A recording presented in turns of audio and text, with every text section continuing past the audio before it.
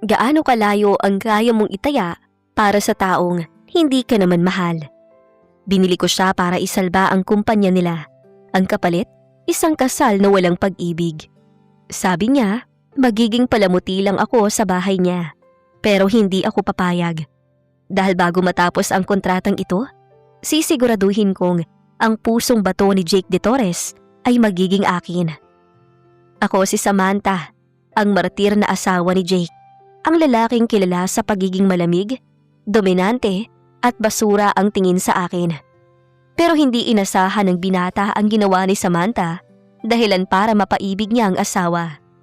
Magandang araw, Angels. Isang story muli ang nais kong ibahagi sa inyo na siguradong magbibigay kilig at inspirasyon sa bawat isa. Tunghayan po natin ang nakakakilig na kwento ni na Jake at Samantha. Pero bago tayo magpatuloy, kung bago ka pa lamang sa ating channel, ay pakilike po ng ating video. Paklik din ng subscribe button, gayon din ang bell icon para lagi kayong updated sa mga parating ko pang uploads. Samantha, nahihibang ka na ba talaga? Tanong ni Donna. Ang boses ay mahina pero puno ng di pagsang-ayon. Jake Villanueva yan, Sam. Hindi lang siya basta bilyonaryo. Siyang tinitingala ng business world. Kilala siyang walang puso. Huminga ng malalim si Samantha. Inayos niya ang kanyang buhok at tumingin ng diretso sa kaibigan. Alam ko, Donna. Alam ko na ang tingin niya sa akin ay isa lang istorbo. Pero hindi ko na kayang ganito. Ilang taon ko na siyang minamahal mula sa malayo. Pagod na ako maging tagapanood lang sa buhay ni Jake. Kaya ang solusyon mo ay pilitin siyang pakasalan ka. Gagamitin mo ang utang ng pamilya niya para itali siya sa'yo? Sam, malaking pagkakamali ang hinahanap mo. Hindi pag-ibig. Hindi to pilitan, Donna. Ito'y oportunidad. Ang pamilya ni na Jake ay nasa malapit ng pagbagsak. At ang pamilya ko lang ang may kakayahang isalba sila. Isang kondisyon lang ang hinihingi ko sa mga magulang niya. Ang pakasalan ako ni Jake. Pero paano ang sarili mo? Paano kung saktan ka lang niya? Paano kung maging madilim ang buhay mo sa mansyong yon? Isang mapait na ngiti ang sumilay sa mga labi ni Samantha. Handa akong maging martir, Donna. Gagawin ko ang lahat. Magiging perpektong asawa ako. Gigising ako ng maaga para ipagluto si Jake ng masarap na pagkain. Aayusin ko ang mga gamit niya at titiisin ko ang mga malalamig na ipapakita niya sa akin para patunayan sa kanya na mahal ko siya. Naniniwala ako na sa kalaunan, makikita rin niya ang halaga ko. Walang pusong hindi lumalambot sa tamang pag-aalaga. Puno ng pag-asa na saad ng dalaga. Sana nga, Samantha.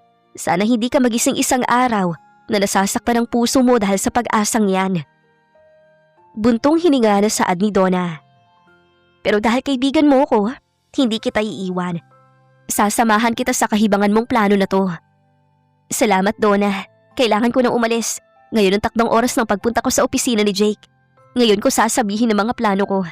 Mula sa araw na to, hindi na ako si Samantha na hamak na tagahanga lang. Ako na ang magiging asawa ni Jake De Torres. Kahit pa kailangan kong itaya ang buong pagkatao ko para lang makuhang matamis niyang oo. Lumabas si Samantha ng shop. Ang init ng sikat ng araw ay tumama sa kanyang balat, ay tila nagbibigay ng basbas sa kanyang desisyon. Sa bawat akbang niya patungo sa sasakyan, isa lang ang nasa isip niya. Si Jake De Torres ay magiging kanya, anuman ang mangyari. Tumigil ang elevator sa ika-27 palapag ng De Torres Tower. Paglabas ni Samantha, agad siyang sinalubong ng malamig na atmosphere ng opisina. Ang bawat akbang ng kanyang takong sa makintab na sahig ay tila tunog ng isang orasan na nagbibilang ng sandali bago ang kanyang pag-amin. Nandyan ba siya? Tanong ni Samantha sa assistant ni Jake. Opo, Ma'am Samantha, pero may meeting siya sa... Hindi na tinapos ni Samantha ang sasabihin ng babae. Tuloy-tuloy siyang pumasok sa malawak na opisina. Doon, sa likod ng isang mahogany desk, nakaupo ang lalaking dahilan ng kanyang mga puyat at pangarap. Si Jake De Torres. Ang puting polo nito ay bahagyang nakatupi ang manggas at ang mata ay nakapako sa mga papeles. Seryoso at walang bahid ng emosyon. Sino nagbigay sa'yo ng permiso na pumasok dito na walang appointment? Malamig na tanong ni Jake nang hindi man lang nag-aangat ng tingin. Hindi ko kailangan ng appointment para iligtas ang kumpanya mo, Jake. Derechahang sagot ni Samantha. Tumayo siya sa harap ng mesa nito. ipinapatong ang kanyang mga kamay sa ibabaw niyon. Dahan-dahang nag-angat ng tingin si Jake. Ang kanyang mga mata ay tila nalilisik sa bagsik. Kung tungkol ito sa merger na inaalok ng tatay mo, lumabas ka na, Samantha. Ayoko makipag-ugnayan sa inyo. Alam nating dalawa na lubog na sa utang ang De Torres Company, Jake. Sa loob ng 3 buwan, kung hindi papasok ang kapital ng pamilya ko, mawawala ang lahat ng pinaghirapan ng lolo mo. Mawawala ang kumpanyang ito na kinatatayuan mo ngayon. Matapag na sabi ng dalaga. Tumayo si Jake dahilan upang magmukhang maliit si Samantha dahil sa taas nito. Lumapit ito sa kanya. Ang bawat galaw ay puno ng otoridad. Ano naman ang kapalit? Alam kong hindi ito charity work, Samantha. Anong gusto mo? Stocks? Shares? Control sa board? Huminga ng malalim si Samantha. Ito na ang sandaling hindi na niya mababawi. Gusto ko ng kasal, Jake. Pakasalan mo ko at sa araw mismo ng ating kasal, mapapasa inyong pondong kailangan niyo para muling makabangon ang kumpanya ninyo. Isang nakakabinging katahimikan ang namayani sa silid. Ang sikat ng araw na pumapasok sa glass walls ng opisina ay nagbibigay ng liwanag sa mukha ni Jake, na ngayon ay bakas ang labis na pagkagulat na agad ding napalitan ng galit. Tumawa ang binata ng mahina, isang mapait at mapang-uyam na tawa. Kasal? Ganyan ka ba kadesperada, Samantha? Ibibenta mo sarili mo para lang makuha ako? Hindi ko ibinibenta ang sarili ko, Jake.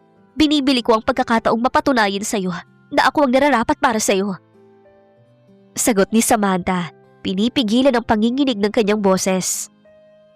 Hinawakan ni Jake ang baba ni Samantha at bahagyang iniangat ito.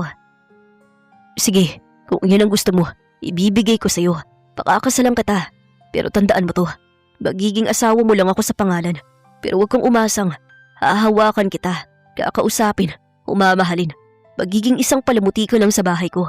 Isang katulong na may titulong asawa. At ipaparamdam ko sa'yo na balang pinasok mong mundo. Galit na saad ng binata. Tinitigan siya ni Samantha ng diretsyo. Nasasaktan ang dalaga sa mga salita ni Jake. Pero mas matimbang ang kanyang pangarap na makasama ito habang buhay. Handa ako, Jake, dahil naniniwala ako na balang araw ay mamahalin mo din ako. Masyado kang kampante, Samantha. Umalis ka na. Ipaayos mo ng mga papeles sa abogado.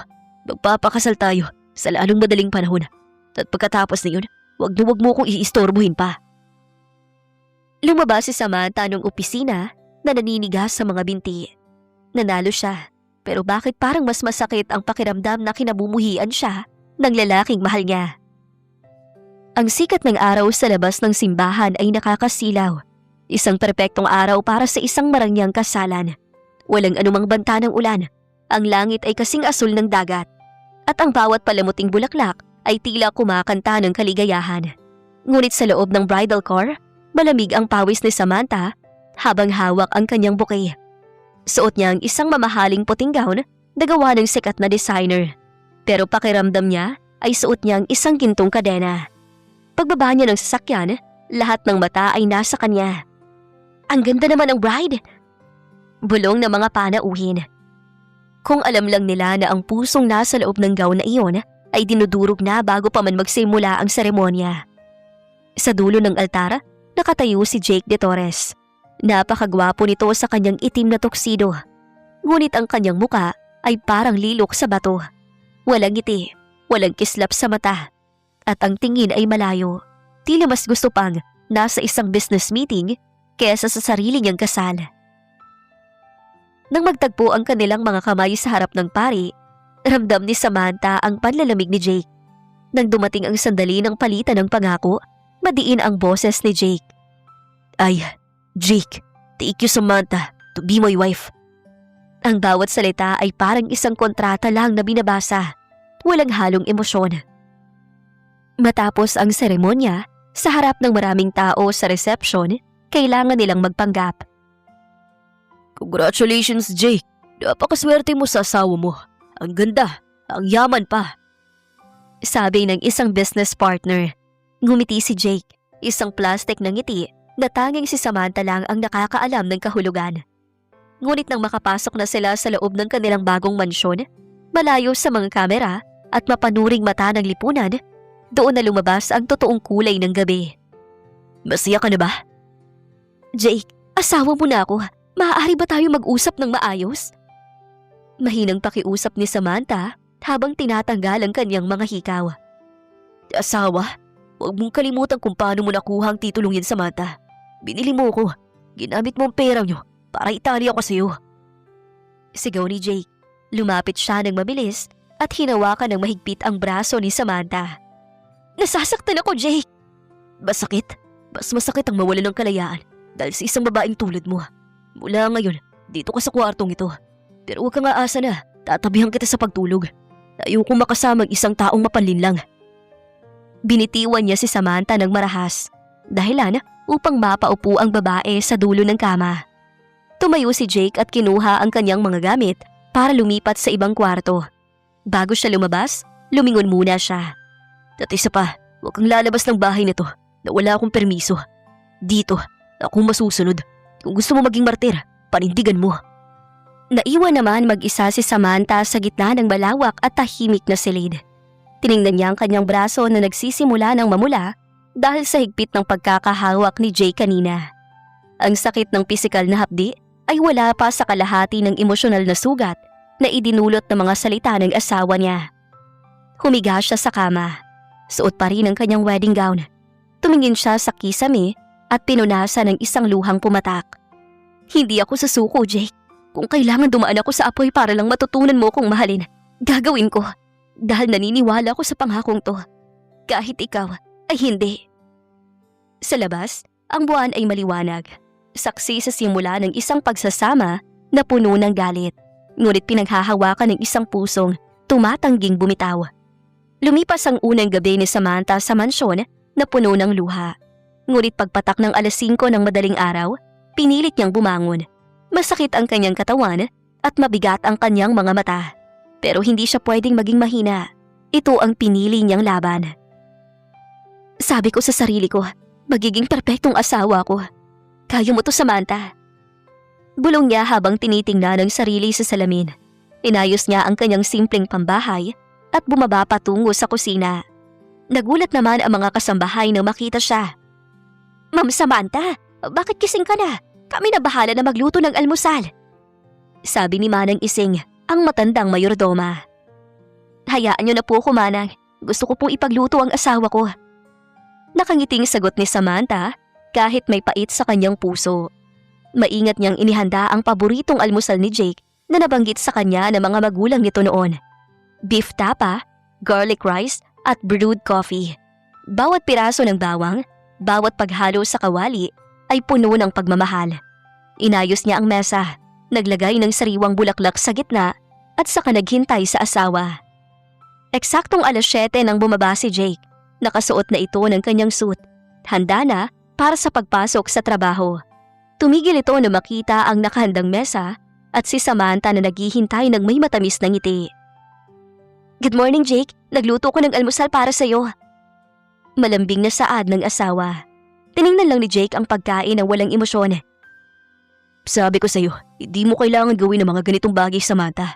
May mga katulong ako para gumawa rito. Pero gusto kong gawin to bilang asawa mo. Kahit tikman mo lang ang pagkain inihanda ko, Jake. Lumapit si Jake sa mesa. Kinuha niya ang tasa ng kape at uminom ng kaunti. Sandaling kumislap ang mga mata nito. Ang timpla ng kape ay eksaktong gusto niya. Pero agad itong naglaho at pinalitan ng muling pag-ismid. Masyadong matamis. Tulad mo, nakakaumay. Malamig na sabi ng binata bago ibinaba ang tasa. Parang nasugatan naman ang puso ni Samantha. Pero nanatili siyang kalmado. Susubukan kong ayusin ang timpla bukas. Ano pang gusto mong kainin? Hindi siya sinagot ni Jake. Sa halip, kinuha nito ang kanyang briefcase. Ngunit bago ito makalabas, natapilok ang binata sa gilid ng carpet dahil sa pagmamadali. Mabilis naman na nakalapit si Samantha at hinawakan ang braso ng asawa para alalayan. Sa isang sandali, nagtagpo ang kanilang mga mata. Sobrang lapit nila sa isa't isa. Naamoy ni Samantha ang pamilyar na amoy ng pabango ni Jake na nagpabilis ng kanyang tibok ng puso. Nakita niya ang pagkurap ni Jake, ang bahagyang paglambot ng titig nito na tila ba nakalimutan nitong galit ito sa kanya. Kilig naman na hindi maipaliwanag ang gumapang sa sistema ni Samantha. Sa kabila ng lahat, Mahal na mahal pa rin niya ang lalaking ito. Ngunit mabilis na binawi ni Jake ang braso. Huwag mo kong hawakan. Bulyaw nito, bagaman bakas ang bahagyang pagkataranta sa boses. Umalis ka na sa harapan ko. Lumabas si Jake ng bahay nang hindi na lumingon. Naiwang nakatayo si Samantha sa gitna ng dining room. Masakit ang mga salita ni Jake. Pero ang sandaling pagdikit ng kanilang mga balat ay sapat na para bigyan siya ng lakas. Kahit kaunti, naramdaman ko ang kaba mo, Jake. Hindi ka bato at hindi ako mapapagod na tunawin ang yelo sa puso mo. Bulong ni Samantha habang hinahawakan ang sariling braso. 1 linggo na ang nakakalipas mula nang ikasal sila. At ang mansyon ay nananatiling parang isang malawak na refrigerator. Malamig at walang buhay. Ngunit ang gabing ito ay naiiba. Ang mga magulang ni Jake ay nagpatawag ng isang engrandeng hapunan sa kanilang lumang tahanan upang ipagdiwang ang pagsasama ng pamilya de Torres at ng pamilya ni Samantha. Siguraduhin mo maayos ang hitsura mo. Malamig na utos ni Jake habang nakatayo sa harap ng pintuan ng kwarto ni Samantha. Hindi siya pumasok, nanatili lang siya sa threshold, tila takot na mahawa sa kung anong determinasyong meron ang dalaga. Ayoko magmukhang tayong kawawa sa harap ng mga magulang mo. Handa na ako, Jake. Sagot ni Samantha. Lumabas siya suot ang isang hapit na emerald green dress na nagpatingkad sa kanyang kutis. Sandaling natigilan si Jake. Napalunok naman ang binata habang pinagmamasdan ng asawa. Sa loob ng 1 linggo, nasanay siyang makita itong naka-apron o pambahay lang. Pero ngayong gabi, muling nagdingning ang ganda ni Samantha na tila isang diyosa. Agad namang binawi ni Jake ang kanyang tingin at nag-iwas ng kanyang muka. Tara na, malilate na tayo. Pagdating sa mansyon ng mga magulang ni Jake, agad silang pinalibutan ng mga kamag-anak at ilang malalapit na kaibigan sa negosyo. Napakaganda niyo talagang tingnan, iha! Masayang bati ng ina ni Jake na si Doña Imelda. Jake, iho, ang higpit naman ng pagkakahawak mo sa asawa mo. Baka matunaw. Napilitan si Jake na isukbit ang kanyang kamay sa bewang ni Samantha. Ramdam ni Samantha ang init ng palad ng asawa sa kanyang balat. Kahit alam niyang pagpapanggap lang ito, hindi niya mapigilang makaramdam ng kilig. Sumandal siya ng bahagya sa balikat ni Jake at sa pagkakataong ito, hindi siya itinulak ng asawa. Siyempre naman ma, ayoko lang na malayo sa akin ang asawa ko. Sagot ni Jake sa tono na tila ba totoo ang lahat. Ang boses niya ay malalim at tila puno ng pagmamahal. Dahilan para manginig ang tuhod ni Samantha. Ngunit ang gabi ay hindi natapos sa tamang tono. Habang kumakain, isang dating may gusto kay Jake na si Nika ang lumapit sa kanilang mesa. Hi Jake! Sayang, hindi ko nalaman agad ang kondisyon ng pamilya mo. Baka akong nakatulong sa inyo at hindi ang isang kontraktual na asawa. Mapang-uyam na biro ni Nika habang nakatingin kay Samantha. Nanigas naman ang panga ni Samantha. Ramdam ni Samantha ang paghigpit ng hawak ni Jake sa kanyang bewang. Akala niya ay hahayaan lang siya ni Jake na mapahiya. Pero nagulat siya sa naging reaksyon nito. Si Samantha ay asawa ko na ngayon, Nika. At kung ano man na naging kasunduan namin, wala ka na dun. Huwag mong bastusin ang asawa ko sa harap ko. Kung ayaw mong mawala ang lahat ng investment mo sa De Torres Company. Natahimik ang lahat. Umiwas ng tingin si Nika at humingi ng paumanhin bago mabilis na umalis. Pagdating sa loob ng sasakyan pauwi, tahimik silang dalawa. Hindi makapaniwala si Samantha sa ginawa ni Jake. Salamat, Jake.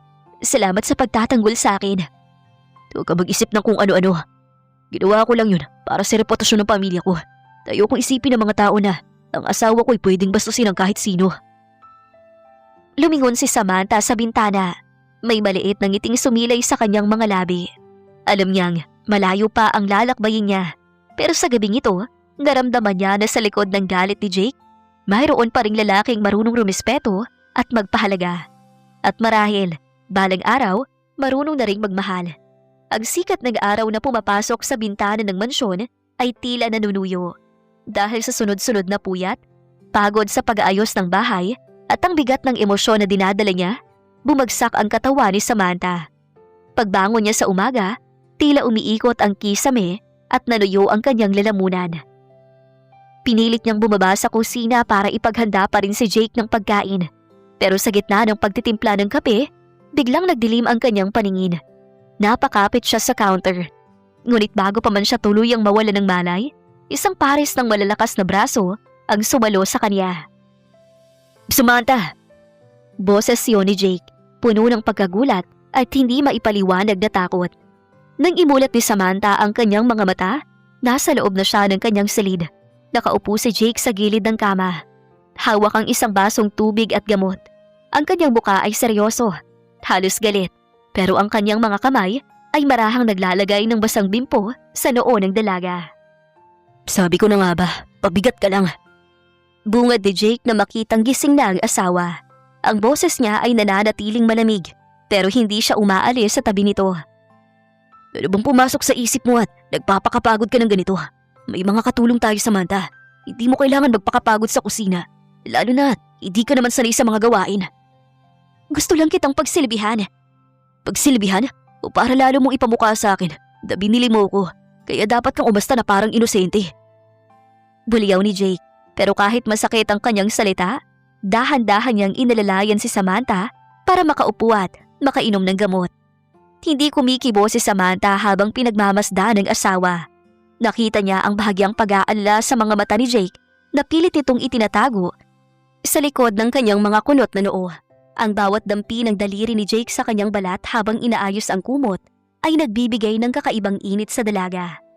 Kahit pa ang mga salitang lumalabas sa bibig nito ay parang yelo sa lamig. "Huwag kang titingin sa akin na ganyan.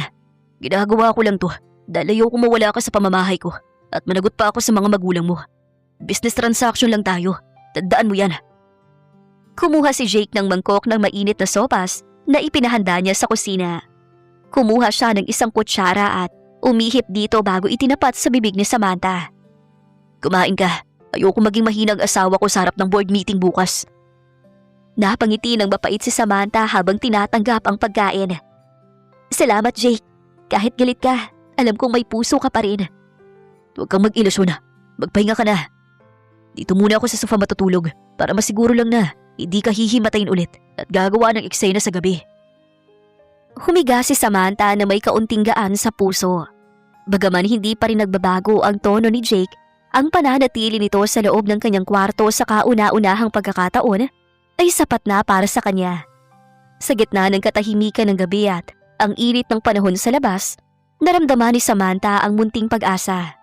Alam niyang malayo pa ang dulo, pero ang pag-aalaga ni Jake, gaano man ito kailap, ay simula na ng pagbitak ng pader sa pagitan nila.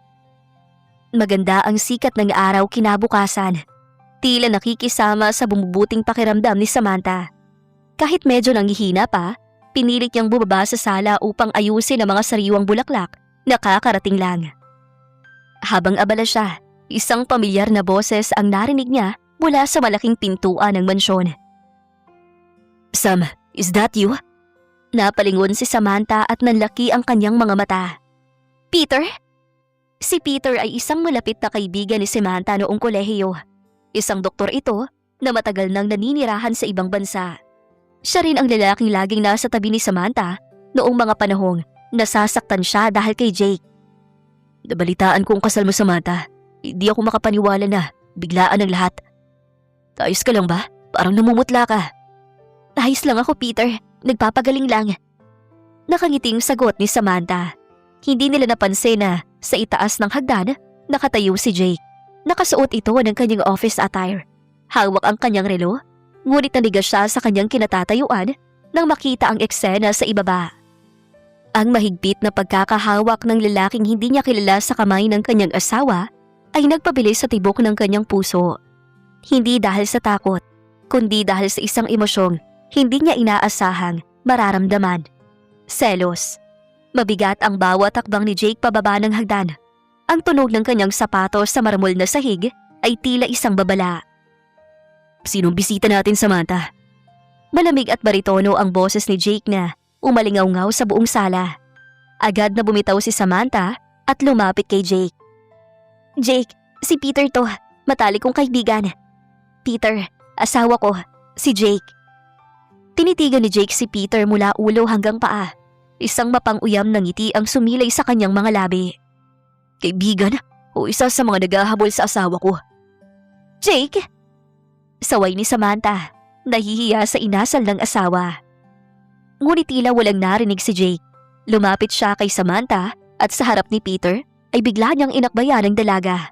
Halos idikit na niya ito sa kanyang katawan. Ramdam ni Samantha ang matigas na balikat ni Jake at ang init na nagmumula rito. Ang puso niya ay nagwawala sa kilig na hinaluan ng kaba. "Pasensya na, Peter." Diin ni Jake sa pangalan ng bisita. "Medyo masama ang pakiramdam ng asawa ko, kaya hindi ka muna niya mapapaunlakan ng matagal. At sa susunod, kung bibisita ka, siguraduhin mong may appointment ka sa akin. This is my house, and she is my wife." "Jake, hindi kailangan na ganyang tono." "Anong hindi kailangan? Pinoprotektahan lang kita." "Mukhang nakakaabala nga ako, Sam. Mauna na ako. Magpagaling ka ha, tatawagan na lang kita." Nang makaalis si Peter, agad na bumitaw si Jake kay Samantha na tila ba napaso siya. Naglakad siya patungo sa bar counter at uminom ng tubig. Pilit na pinapakalma ang sarili. "Bakit mo ginawa yun, Jake? Napakabastos mo sa kanya." Naiinis na sabi ni Samantha. Hinarap siya ni Jake. Ang mga mata ay nag-aapoy pa rin sa galit. "Bastos? Mas bastos sa makita ka nakikipag-holding hands sa ibang lalaki sa loob ng pamamahay ko.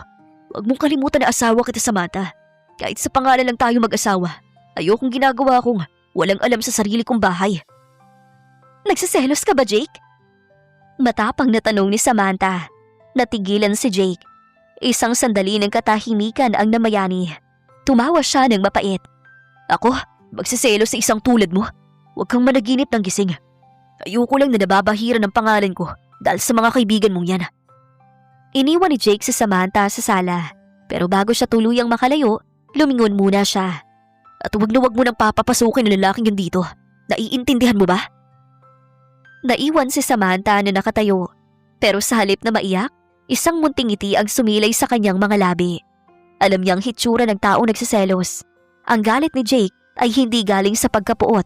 Ito ay galing sa isang damdaming kahit ang asawa niya ay hindi pa kayang aminin sa sarili niya. Ang gabi ay tila nagniningning sa ilalim ng mga malalaking chandelier ng party ng isang 5-star hotel. Para sa marami, ito ay isang ordinaryong business party para sa anibersaryo ng isang malaking kumpanya. Ngunit para kay Samantha, ito ang kanyang unang opisyal na date kasama si Jake. Kahit pa alam niyang bahagi lamang ito ng kanilang kasunduan. "Tumayo ka ng maayos, maraming matang nakatingin. Huwag kang gagawa ng kahit na anong ikakapahiya natin." Ngumiti lang si Samantha, isang ngiting puno ng determinasyon.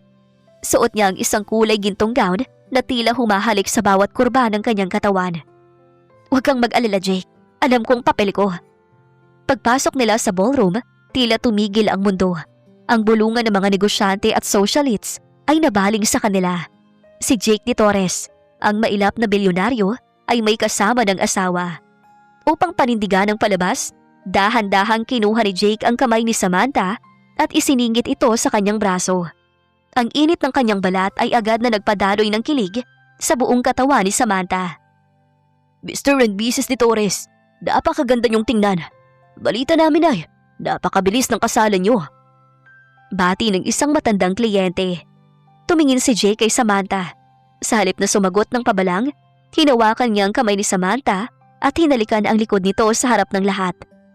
"Sabihin na nating hindi ko na siya pinakawalan pa nung nahanap ko siya." Sagot ni Jake sa malalim na boses. Muntik nang makalimutan ni Samantha ang huminga. Alam niyang acting lang ang lahat, pero ang paraan ng pagtingin ni Jake sa kanya, ang titig na tila ba siya lang ang babae sa silid, ay tila totoo. Nang tumunog ang isang mabagal at romantikong musika, hinila siya ni Jake patungo sa gitna ng dance floor. "Anong ginagawa mo?" Bulong ni Samantha habang inilalagay ni Jake ang mga kamay sa kanyang bewang. "Sumayaw ka na lang, bahagi ito ng palabas." Sagot ni Jake, pero ang kanyang mga mata ay hindi nakatingin sa paligid, kundi diretso sa mga mata ni Samantha. Sa gitna ng sayaw, unti-unting nawala ang ingay ng paligid. Ang tanging nararamdaman ni Samantha ay ang ritmo ng kanilang mga hakbang at ang mabangong amoy ni Jake. Napansin niyang tila lumalambot ang hawak ni Jake sa kanya. Hindi na ito kasing higpit o kasing gaslaw ng dati. "Bakit mo ko tiningnan ng ganyan kanina? Yung tungkol sa hindi mo ko pinakawalan." "Sinabi ko na sa'yo, kailangan nating kumbinsihin ang mga tao rito. na matatag ang merger ng mga pamilya natin. Sagot ni Jake, pero may bahid ng pag-aalinlangan sa kanyang boses. Ang image natin ang nagpapanatili ng tiwala ng mga investors. Image lang ba talaga? Pangungulit ni Samantha. Pilit na hinahanap ang katotohanan sa likod ng mga matang yun. Biglang tumigil ang musika. Bago pa makasagot si Jake, isang waiter ang dumaan at aksidenteng nabunggo si Samantha. Dahilan para mapakapit siya ng mahigpit sa leeg ng asawa. Agad siyang sinalo ni Jake. Ang mukha nila ay ilang pulgada na lang ang distansya. Ang init ng hininga ni Jake ay dumampi sa labi ni Samantha. Sa sandaling yun, tila natunaw ang yelo sa pagitan nila. Ngunit mabilis na bumalik ang realidad. Mag-ingat ka, tapos nang sayaw, gusto ko nang umuwi. Sa biyahe pa uwi, walang nagsalita. Nakatingin si Samantha sa labas ng bintana. Hawak-hawak pa rin ang kanyang kamay na hinalikan ni Jake kanina. Alam niyang pagpapanggap lang ang lahat para sa negosyo. Pero sa bawat segundo na magkadikit sila, ramdam niyang unti-unting bumibigay ang mga pader na itinayo ni Jake. Pagdating sa mansyon, bago pumasok sa kani-kanilang kwarto, tumigil si Jake. Magandang kinalabasan ng gabi. Salamat, Samantha. Para sa negosyo? Para sa lahat. Maikling sagot ni Jake bago tuluyang isara ang pinto. Naiwan naman si Samantha na may ngiti sa mga labi. Ang unang date na akala niya ay puro negosyo lang ay naging gabi ng mga nakatagong damdamin na unti-unti nang nagpapakita ng liwanag. Habang nag-aayos siya ng mga libro, isang gawain na ginagawa niya upang maibsan ang lungkot, isang lumang sobre ang nahulog mula sa isang makapalat, tila hindi na nabubuksan. Walang nakasulat sa labas ng sobre, pero ang papel ay kupas na at amoy luma.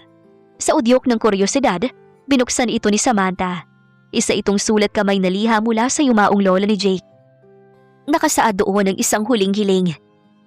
Jake, apo, huwag mong hayaang lamunin ng negosyo ang iyong puso.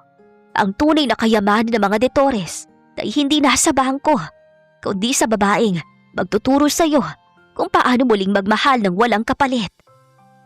Nati Samantha, ramdam niya ang pait sa bawat salita. Alam niyang ang pagkawala ng lola ng asawa ang isa sa mga dahilan kung bakit naging bato si Jake. Sino nagbigay sa iyo ng permiso na pakialaman ng mga gamit ko? Isang malamig at nanunuot na boses ang bumasag sa katahimikan. Nakatayo si Jake sa pintuan. Ang kanyang mga mata ay nanilisik sa galit nang makita ang hawak na papel ni Samantha. Mabilis siyang lumapit at marahas na hinablot ang liham. Jake, nahulog lang to. Hindi ko sinasadyang. Lagi mo namang hindi sinasadya, di ba? Pumasok ka sa buhay ko nang hindi ko gusto. At ngayon, pati yung mga alaala na pilit kong kinakalimutan ay pinapakialaman mo. Dahil gusto kitang intindihin, Jake. Gusto kong malaman kung bakit ka naging ganyan. Hindi ka naman talaga masama. Alam ko yon. Wala kang alam sa buhay ko, Samantha. Itinulak ni Jake ang mga gamit sa ibabaw ng mesa sa sobrang galit. Ngunit sa gitna ng kanyang pagwawala, bigla siyang napaatras at napaupo sa swivel chair. Hinahawakan ang kanyang ulo. Ang kanyang hininga ay naging mabilis at mababaw. Isang panic attack. Sa kabila ng takot, hindi lumayo si Samantha.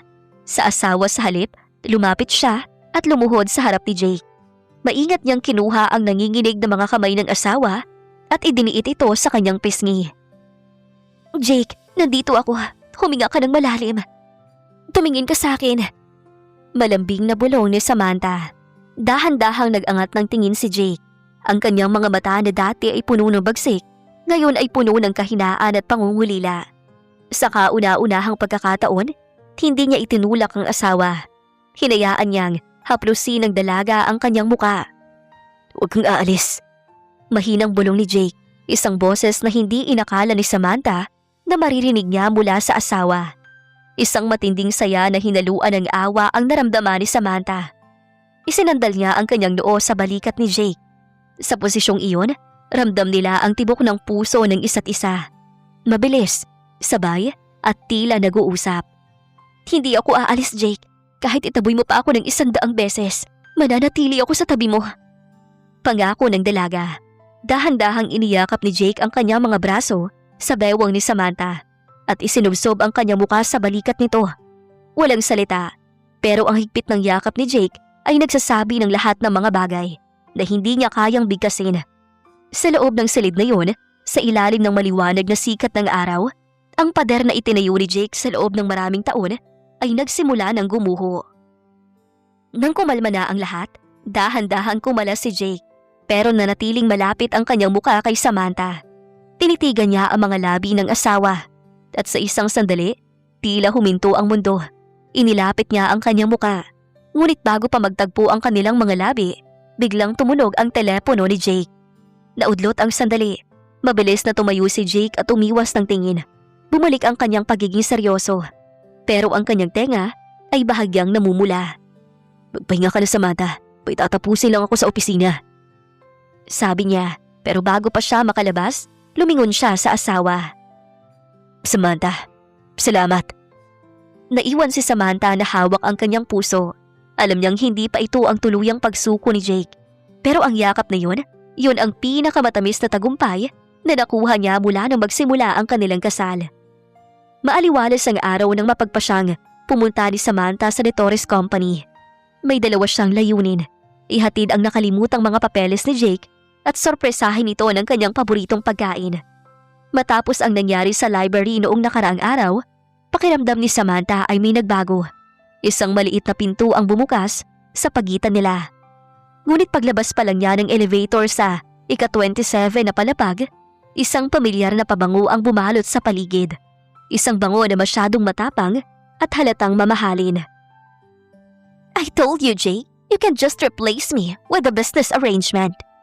Isang malambing ngunit mapang-asar na boses ang narinig ni Samantha mula sa loob ng opisina. Bahagyang nakabukas ang pinto. Sumilip si Samantha at nakita ang isang babaeng nakasuot ng hapit na pulang damit. Nakaupo sa gilid ng mesa ni Jake. Siya si Madonna, ang tanyag na artista at ang babaeng naging malaking bahagi ng buhay ni Jake bago ito naging malamig sa mundo. "Madonna, umalis ka na. I'm married." Seryosong sagot ni Jake, pero hindi siya tumayo sa kanyang upuan. "Married? Please. Alam ng buong circle natin na pinakasalan ka lang na babaeng yun dahil sa negosyo." "Bumalik na ako, Jake. I can help you more than that the little girl can." Ramdam ni Samantha ang panlalamig ng kanyang mga kamay. Ngunit sa halip na tumakbo palayo at umiyak, huminga siya ng malalim. Inayos niya ang kanyang tindig at itinulak ng malakas ang pinto. "Pasensya na kung naabala ko ang reunion niyo." Matapang na bungad ni Samantha. Napatingin ang dalawa sa kanya. Bakas ang gulat sa mga mata ni Jake, habang si Madonna naman ay tiningnan siya mula ulo hanggang paa ng may panghahamak. "And you must be the contractual wife." Pagtataray ng babae. Hindi siya pinansin ni Samantha. Dire-diretso siyang naglakad patungo kay Jake at ipinatong ang lunchbox sa mesa. Sa harap ni Madonna, ginawa ni Samantha ang isang bagay na hindi niya akalaing magagawa niya. Hinawakan niya ang mukha ni Jake at hinalikan ito sa pisngi ng matagal. "Honey, nakalimutan mo ang gamot mo at ang lunch mo. Sabi ko naman sa'yo, huwag kang masyadong magpapakapagod." Malambing na sabi ni Samantha sa tono na tila ba wala silang pinagdadaanan. Natigilan naman si Jake. Ramdam ni Samantha ang bahagyang pagtigas ng katawan nito. Pero sa hindi inaasahang pagkakataon, hinawakan ni Jake ang kanyang bewang at hinila siya papalapit. "Salamat, honey." Sagot ni Jake. Ang boses ay naging malalim at tila may halong panunuya kay Madonna. "What is this? Jake, is this a joke?" Inis na tanong ni Madonna habang tumatayo. "Ang biro ay ang pagpunta mo rito ng walang appointment, Madonna. Gaya ng sabi ng asawa ko, kailangan ko nang kumain. You may leave, Madonna." Padabog naman na lumabas si Madonna at nang sumara ang pinto, agad na bumitaw si Jake kay Samantha. Ilang sandaling katahimikan ang namayani sa sandali. Anong haring sinasabi mo?" Tanong ni Jake, pero napansin ni Samantha ang bagyang pag-iwas nito ng tingin. "Ayaw ko lang na ginagawa kang laruan ng babaeng yun, Jake. Asawa mo ko at tungkulin kong protektahan ang pangalan natin." Sagot ni Samantha. Bagaman ang totoo ay umiinit ang kanyang ulo niya sa selos. Lumapit si Jake sa kanya. Masyadong malapit. Ang distansya nila ay sapat na para maramdaman ni Samantha ang mabilis na paghinga ng asawa. "Nagsiselos ka ba, Samantha?" "Bakit? Masama ba?" Balik na tanong ni Samantha. Isang manipis na ngiti ang sumilay sa mga labi ni Jake. Isang ngiting hindi pilit. isang ngiting may halong paghanga. Hindi bagay sa'yo. Biglang hinila ni Jake si Samantha at sa pagkakataong ito, hindi lang ito pag-akbay. Isinandal niya si Samantha sa pader ng kanyang opisina at itinukod ang kanyang kamay sa magkabilang gilid ng dalaga. Wala siyang puwang dito, Samantha. Tandaan mo yan. Bulong ni Jake bago dahan-dahang idinampi ang kanyang ilong sa ilong ni Samantha. Ang kilig na naramdaman ni Samantha ay tila kuryenteng gumapang sa kanyang buong katawan. Sa unang pagkakataon, naramdaman niyang hindi lang siya ang lumalaban. Naramdaman niyang sa maliit na paraan, sinasabi ni Jake na siya lang ang dapat naroon sa puso nito. Ang gabi ay tahimik at payapa. Tanging ang mahinang ugong ng aircon at ang marahang pagaspas ng mga dahon sa labas ng bintana ang kanilang naririnig. Matapos ang tensyon sa opisina kanina kasama si Madonna, tila may nagbago sa timpla ng hangin sa loob ng mansyon. Hindi na ito kasing lamig ng dati. May kung anong init na nananatili sa bawat pagtatagpo ng kanilang mga mata. Sira ang aircon sa kwarto ko. Pinatingnan ko na kay Manang Ising pero bukas pa darating ang technician. Napalunok si Samantha. Ang kanyang puso ay nagsimulang tumambol ng mabilis. Ibig mong sabihin, dito ka matutulog? Huwag kang mag-isip ng kung ano-ano. Malaki ang kama mo. Mananatili ako sa kabilang panig. Wala akong balak na abalahin ka. Dahan-dahang lumakad si Jake patungo sa kama at inilapag ang kanyang gamit. Nakasuot siya ng isang malambot na gray na t-shirt at pajama. Malayo sa kanyang nakasanayang formal na anyo. Sa ilalim ng madilim na liwanag ng lampshade, mukha siyang mas bata at mas madaling lapitan. Humiga si Samantha sa kaning bahagi, habang si Jake naman ay sa kaliwa. May malawak na espasyo sa pagitan nila. Isang invisible na pader na pilit pa rin naghihiwalay sa kanila. Ngunit sa kabila ng distansyang iyon, ramdam ni Samantha ang bawat paggalaw ni Jake. Ang amoy ng sabon nito at ang init na nagmumula sa katawan ng asawa ay tila nagpapabilis sa kanyang paghinga. Jake? Mahinang tawag ni Samantha sa gitna ng kadiliman. Salamat sa pagtatanggol sa akin kanina sa opisina. Alam kong mahirap para sa'yo na harapin si Madonna sa harap ko. Natahimik si Jake ng ilang sandali. Hindi mahirap ang pumili, Samantha. Mahirap lang aminin na kung minsan mga bagay na akala natin ay gusto natin ay hindi palang kailangan natin. Ang lalim ng kanyang boses ay tila isang haplos sa pandinig ni Samantha. Isang matinding kilig ang gumapang sa kanyang sistema. Lakas loob siyang tumagilid upang harapin ang asawa. At anong kailangan mo, Jake? Dahan-dahang humarap din si Jake sa kanya. Sa dilim, ang kanilang mga mata ay nagtagpo. Walang galit, walang kontrata. Tanging dalawang kaluluwa na naghahanap ng kasagutan. Hindi ko pa alam, pero sa unang pagkakataon sa loob ng maraming taon, hindi ko na nararamdamang mag-isa ako. Biglang gumalaw ang kamay ni Jake sa ilalim ng kumot at hinanap ang kamay ni Samantha. Nang magdaop ang kanilang mga palad, tila tumigil ang pag-ikot ng mundo. Hinigpitan ni Jake ang hawak sa kanyang kamay. Ang kanyang mga daliri ay sumusuot sa pagitan ng mga daliri ni Samantha. Natulog ka na, sabi ni Jake, pero hindi niya binitawan ang kamay ng asawa. Hindi makapaniwala si Samantha. Ang lalaking dati ay ayaw siyang makatabi. Ngayon ay siya pang humahawak sa kanyang kamay upang makatulog. Ipinikit ni Samantha ang kanyang mga mata. Isang matamis na ngiti ang nakapaskil sa kanyang mga labi. Ramdam niya ang seguridad at pag-asa. Nang mag-umaga, nagising si Samantha na wala na si Jake sa tabi niya. Ngunit ang amoy nito ay nananatili sa unan. Sa ibabaw ng side table, may nakapatong ng isang maliit na piraso ng papel. Nauna na ako sa opisina. May ipinahanda akong almusal sa baba. Kumain ka ng marami. Nakangiti naman na nayakap ni Samantha ang sulat. Ang gabing ito ay itinakda para sa ika-30 kaarawan ni Jake. Bagaman ayaw ni Jake ng malalaking handaan, pinilit ni Samantha na magdaos ng isang surprise party sa garden ng kanilang mansyon, kung saan ang mga malalapit na kaibigan at pamilya lamang ang inimbitahan. Ang paligid ay napupuno ng maliliit na bumbilya na tila mga bituin na bumababa sa lupa. At ang hangin ay sariwa, dala ang bango ng mga sariwang bulaklak. Surprise! Sigaw ng lahat nang pumasok si Jake sa garden. Hila-hila siya ni Samantha. Halata ang pagkagulat sa mukha ni Jake. Hindi siya sanay na ipagdiriwang ang kanyang kaarawan simula nang mawala ang kanyang lola.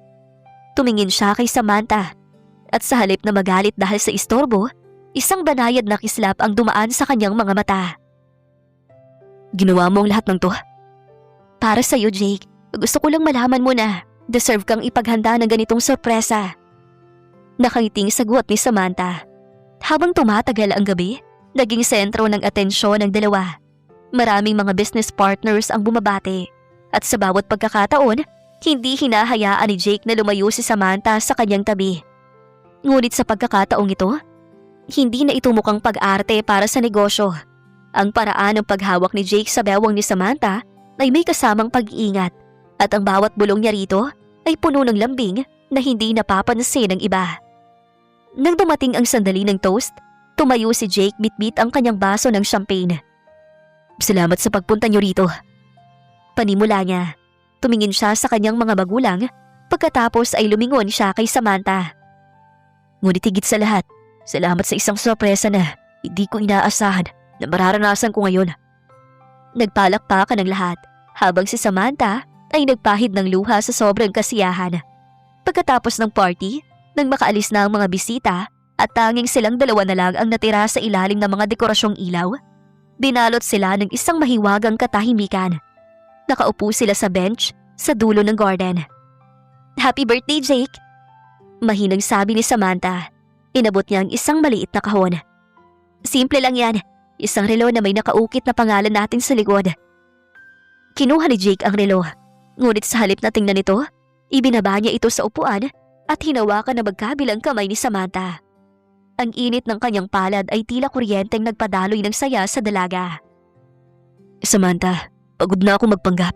Pagod na akong sabihin sa sarili ko na dahil lang to sa pera o sa merger ng mga kumpanya natin. Anong ibig mong sabihin, Jake? Ibig kong sabihin, totoo na ito. Ang selos na ramdaman ko kay Peter, ang takot ko nung nagkasakit ka, at ang saya ko tuwing uuwi ako. At alam ko narito ka, hindi na yun acting.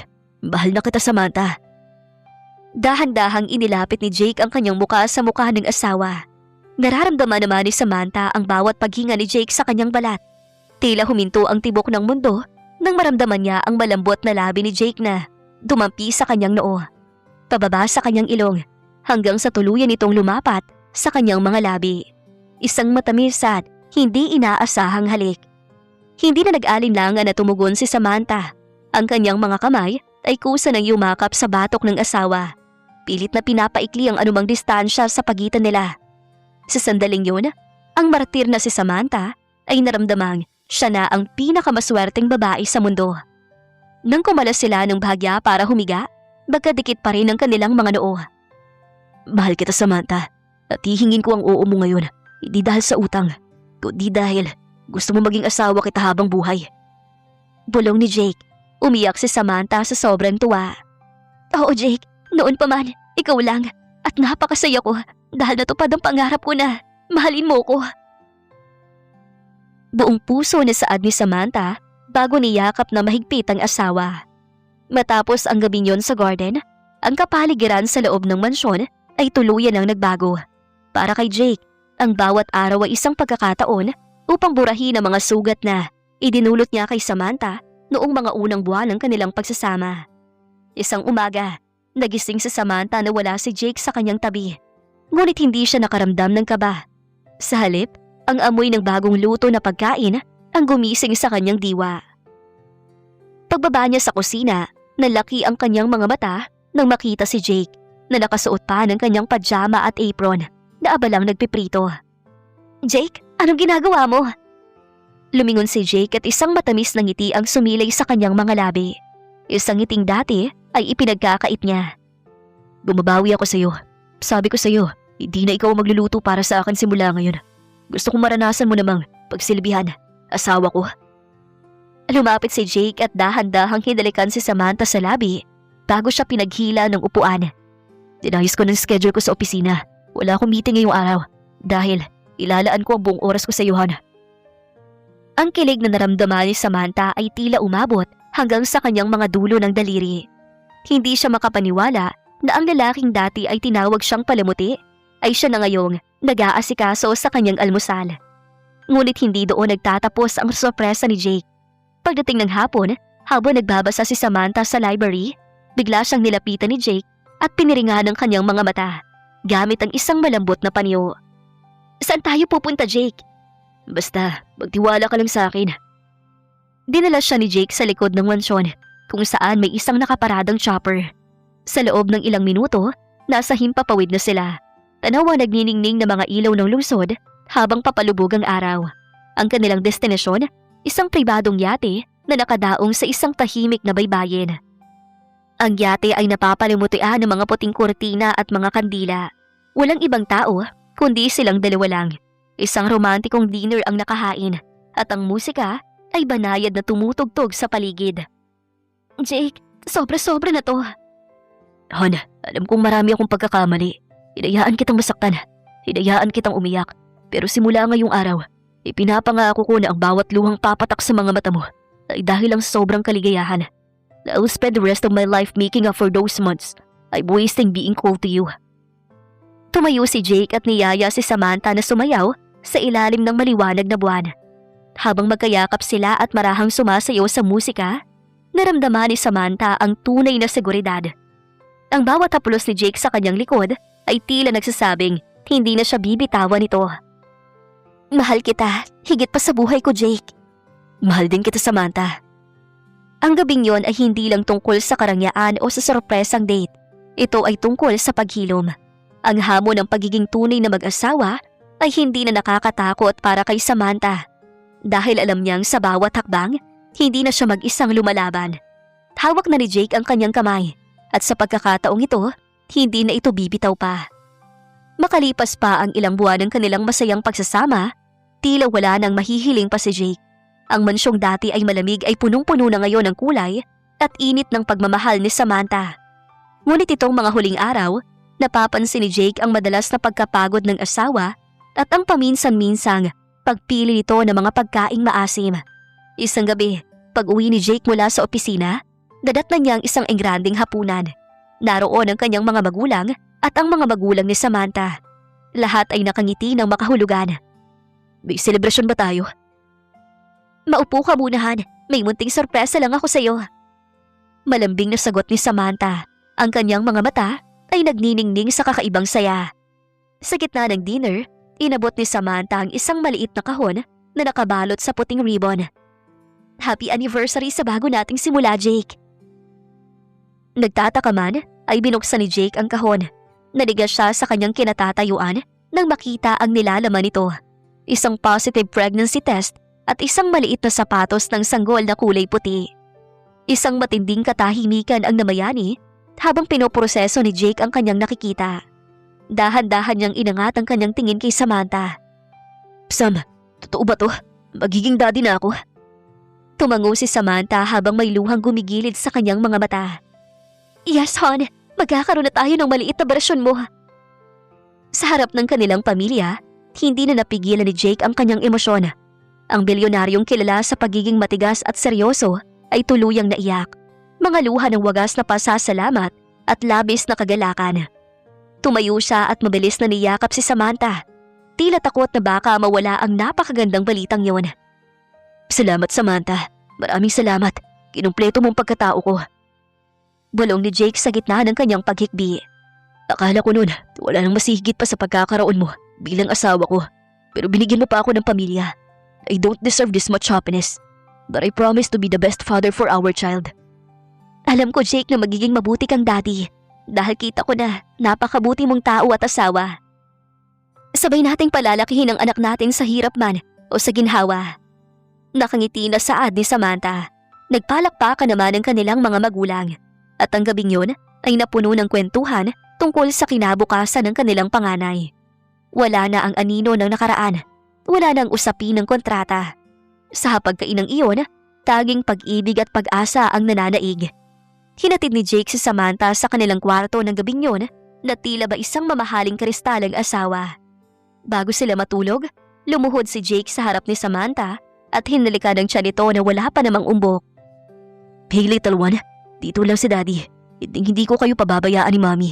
Basta behave ka lang sa tiyan ni Mommy, okay? Excited na ako makita ka, baby. Naiiyak na saad ni Jake. May ngiti naman sa labi na hinaplos ni Samantha ang ulo ng asawa. 9 na buwan ang mabilis na lumipas. At sa loob ng mga buwang yun, naging literal na prinsesa si Samantha sa loob ng mansyon. Si Jake ang personal na nag-aasikaso sa bawat pangangailangan niya.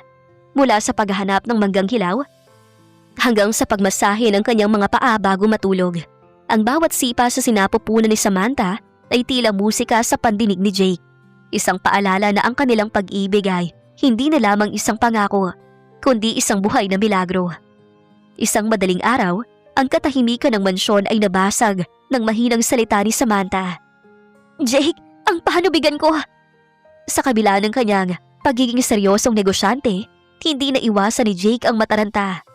Ngunit sa likod ng kaba, nandoon ang determinasyong protektahan ng kanyang mag-ina. "Huminga ka ng malalim, Sam. Dito ako. Hindi kita iiwan." Matapos ang ilang oras ng hirap at pagtitiis sa loob ng delivery room, isang malakas na iyak ang umilingaw-ngaw. Isang iyak na tila nagpatahimik sa buong mundo nina Jake at Samantha. "Congratulations, Mr. and Mrs. De Torres. It's a healthy baby boy." Anunsyo ng doktor. Nang ilapag ang sanggol sa dibdib ni Samantha, hindi na napigilan ng mag-asawa ang mapaiyak. Ang sanggol ay may mga matang tulad kay Jake, ngunit ang mga labi at ilong ay nakuha sa ganda ni Samantha. "Siya si Juan Carlo. Juan Carlo De Torres." Kinuha ni Jake ang maliit na kamay ng anak na agad namang kumapit sa kanyang daliri. Sa sandaling yun, naramdaman ni Jake ang isang uri ng pagmamahal na mas malalim pa sa anumang kayamanan o tagumpay sa negosyo. "Salamat, Samantha. Salamat sa pagbibigay sa akin ng rason para mas maging mabuti tao araw-araw." Lumipas pa ang mga taon at ang mansyong dati ay kasing lamig ng yelo ay naging tahanan ng walang katapusang tawanan at kulitan. Si Juan Carlo ay lumaking masayahin at matalinong bata. Ang paboritong kalaro ni Jake sa garden tuwing weekend. Madalas silang mapagmasdan ni Samantha mula sa terrace. Ang kanyang asawa, na dati ay hindi marunong umiti, ngayon ay nagpapagulong-gulong sa damuhan para lang pasayahin ang kanilang anak. Isang hapon, habang pinapanood nila ang papalubog na araw, niyakap ni Jake si Samantha mula sa likuran at isinandalang kanyang baba sa balikat nito. "Masaya ka ba, Samantha?" Bulong ni Jake. Lumingon si Samantha at binigyan siya ng isang matamis na halik. "Sobra pa sa inaasahan ko, Jake. Sinong mag-aakala ng isang contractual marriage ay magbubunga ng ganito kagandang buhay? Na dati ay akala ko ay habang buhay ako magmamakaawa sa pagmamahal mo. Pero heto ko ngayon, masayang masaya sa piling mo kasama ng anak natin. Hindi to dahil sa kontrata, Sam. Ito'y dahil sa puso mong hindi sumuko sa akin. You're my life, hon." Sa ilalim ng liwanag ng araw, habang naririnig ang tawa ni Juan Carlo, alam ni na Jake at Samantha na ito na ang kanilang forever. Ang kanilang kwento ay patunay na kahit gaano katigas ang puso, kapag binuhusan ng tamang pag-aalaga at wagas na pag-ibig, ito ay matutunaw at magbubunga ng isang walang hanggang kaligayahan. Ang kwento ni na Samantha at Jake ay nag-iwan sa atin ng tatlong mahalagang aral sa buhay at pag-ibig. Ang kapangyarihan ng pagpapakumbaba at pasensya, ipinakita ni Samantha na ang wagas na pag-ibig ay marunong maghintay at magpatawad. Ang pag-aalaga at pagpapakita ng kabutihan, kahit sa gitna ng lamig, ay may kakayahang magtunaw ng pinakamatigas na puso. Ang tunay na kayamanan ay hindi nasa material na bagay. Maraming pera si Jake, ngunit naging miserable siya dahil sa kawalan ng tunay na koneksyon. Natutunan niya kay Samantha na ang tunay na tagumpay ay matatagpuan sa pamilya, sa tiwala at sa taong handang magsakripisyo para sa iyo ng walang kapalit. Ang pag-ibig ay isang desisyon, hindi lang emosyon. Sa huli, pinili ni Jake na magmahal. Ang pag-ibig ay hindi laging madali. Nangangailangan to ng desisyon na magbago, bumawi sa pagkakamali at piliin ang asawa araw-araw. Ano man ang mangyari. Ito ang kwento nina Jake at Samantha. Hanggang sa huli ay nanaig ang wagas nilang pagmamahalan sa isa't isa. At dito na po nagtatapos ang kwento nina Samantha at Jake. Nagustuhan niyo ba ang naging ending nila? Kung ikaw ang nasa posisyon ni Samantha, kaya mo rin bang maging martir para sa taong mahal mo? Mag-comment na sa ibaba. Huwag kalimutang i-like ang video na ito at mag-subscribe para sa susunod nating kwento na tiyak na magpapakilig at magpapaiyak sa inyo. Baka naman, pwede ko pong malaman kung saan nakarating ang ating video.